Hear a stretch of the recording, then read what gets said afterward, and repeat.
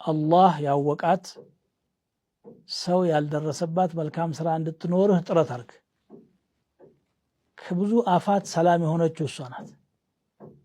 ይሄ ሰው መካከል የምናደርገው የትኛውም ነገር ኸይር ሊሆን ይችላል። መቼም እንቱብዱ ሰደቃቲ ፈኒዕማ ሂየ ብሏል አላህ። ሰደቃን በግልጽ ብትሰጡ መልካም ነው፣ ለሌላም ሰው አርአያ ትሆናለህ ከጉራ እስከጸዳህ ድረስ። ወኢን ትኽፉሃ ወቱእቱሃ አልፉቀራ ፈሁወ ኸይሩን ለኩም፣ ደብቃችሁ ለድሃ ብትሰጡ ያ የተሻለ ነው ይላል።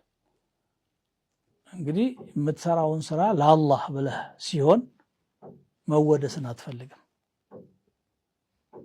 ወይም ደግሞ መታየትን አትፈልግም።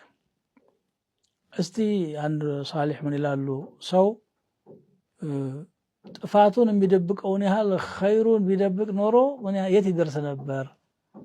አሁን ምንድነው ሰው ሳት ብሎት ዚና ሰርቶ ከሆነ እንደ ትንሽ ኢማን ያለው ከሆነ አንድ ቀን እንደዚህ ዚና ሰርቼ ብሎ ያወራም፣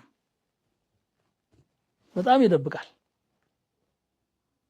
የሰራትን ኸይር ግን ያቁነጥንጠዋል። ሰው ካልነገረ ጨንቀዋል። ከዚህ ከሪያ በጣም መራቅ ያስፈልገናል ማለት። ወይም ደግሞ ሀብታችንን እንደምንደብቀው ሐሰናችንን ለመደበቅ እንጣር። ማንም ሰው ግድ ካልሆነበት በስተቀር ያለውን ቆጥሮ ለሰው ያወራል። እኔ ያህላለኝ አይልም። እንዳውም ሰው ስለሱ እንዲያውቅ አይፈልግም፣ ሴክሬት እንዲሆን ይፈልጋል ሁሉ ነገር። ይሄ መሆን የሚገባው መልካም ስራ ላይ ነው አብዛኛው ማለት። በዛሂር የሚሰራው መቼም ሰላት አልጀማዓ በድብቅ አትሰራም፣ ሰው ጋር ነው የምትሰራው። ጾም በጋራ ታፈጥራለህ፣ ጾማለህ። በተቻለ መጠን ግን ሰደቃም ዚክርም ምን ያህል ተስቢሕ እንዳደረክ ምን ያህል እስትግፋር እንዳደረክ መላኢካ ይጻፈው። አንተ ለሰው አታውራ። እቺ የኢኽላስ ነገር በጣም ትግል የምትፈልግ ነገር ናት።